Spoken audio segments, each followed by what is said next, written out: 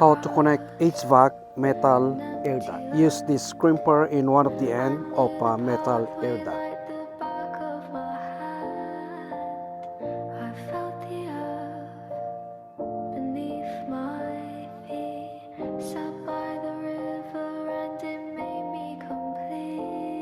The airflow is going to the right.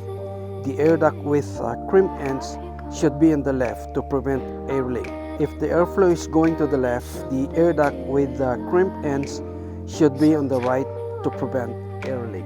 Connect the metal air duct together. Put 3 screws. Use aluminum foil duct tape.